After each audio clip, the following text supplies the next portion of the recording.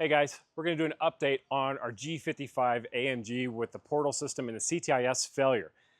We have the wheels off the truck, we've washed the truck, and I want to show you what these look like with the wheels off. As you see, this is a geared hub, meaning that the axle shaft goes in through here, there's a bunch of gears in here, and it puts the output here. So we have about a 6-inch differential between where the actual axle is and where the wheel hub bolts on. We pulled the wheels off, we need to wash this again now that we have everything exposed, but as you see, just want to give you a quick visual of what we're dealing with here. On this, our failure point is the actual hard line for the air, and this is the wrong type of hose. Turns out our manufacturer, we got the wrong stuff. So we're going to pull all this off. We're going to keep the quick disconnects at each hub, so if we do have an issue in the future, we can pull that right off and fix it. But we're going to run a different type of hose altogether. We're actually going to use a product made from Aeroquip that is good for 300 PSI, 300 degrees Fahrenheit, and has a lot of abrasion resistance, meaning that it's not going to rub through on this. We are going to hardline a couple key areas on this. We're going to make it with barb fittings that can be field serviceable also in the event that something does happen. You can shut down one corner if you need to. One of the unique things about this, though, is we did not go factory Mercedes CTIS. So if you've heard of the 4x4 squared or some of the other glorious options from factory Mercedes, they've got these giant pumps and giant buttons and all this crazy stuff. We actually went with all parts that are available in the US. So one of the things you're going to notice if you walk through here is we have ARB air compressors. And ARB is a pretty household name in the 4x4 aftermarket world. We have one there, and we have a second one tucked up underneath. And the reason we went with this is these parts are available in the US, and parts availability is the name of the game these days. So we want to pay true to that. And if we do ever have an issue with one of those, we can always replace it.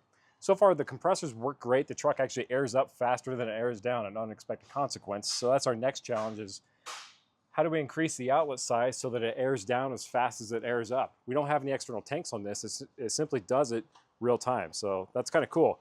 As you see, though, these things take a beating, and they just work.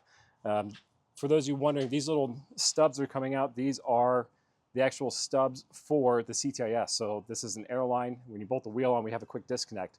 If you did have a tire issue and you were to shred a tire, you can actually hit this and undo the airline at the wheel, and the whole system won't go down. There's a check valve inside of here. What that looks like on the wheel side, if you come around here,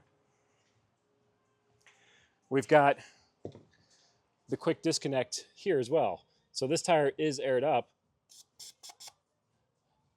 So if you ever have an issue, you can disconnect all those and air everything up separately. It's one of those little things you can do to make sure that it's robust enough and feels serviceable. So if the whole system does go down, you can simply disconnect each and every wheel and put air to it so it stays aired up.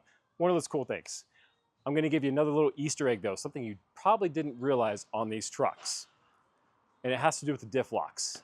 This truck also has an issue where the diff locks will not stay fully engaged. They'll engage and they'll disengage. They'll engage and they'll disengage.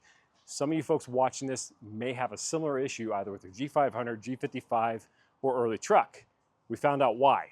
There's a vacuum pump that needs to supply vacuum to the vacuum differential valve, the vacuum balls, which are vacuum over hydraulic. And when that pump goes down, it relies solely on engine vacuum. So that's why your diff locks are not engaging fully, because the engine vacuum changes. So what that looks like is it's a very simple pump made by Mercedes. It's not pretty. It's just a simple vacuum pump. It provides a certain number of inches of vacuum. It is rock simple. These things fail all the time. They overheat, they age out, so forth. Here's the interesting thing. These things are almost $500 from Mercedes. Why? What I found, though, is this looks very similar. And it's $100. The irony is this is for a Ford Super Duty, and we just get a pigtail and we changed the wiring end on it. So anyway, for a quarter of the cost, we found a viable solution that's available up the street versus having to call Mercedes for a new vacuum pump. One of those little Easter eggs, that works on every G500 from here until Sunday, and get the vacuum system back online on this. So one of those cool little things, unique solutions we found on this. It's a unique problem. We found a unique solution. It is, a lot easier on the pocketbook, quicker, field serviceable, and overall it's going to make the experience much more enjoyable.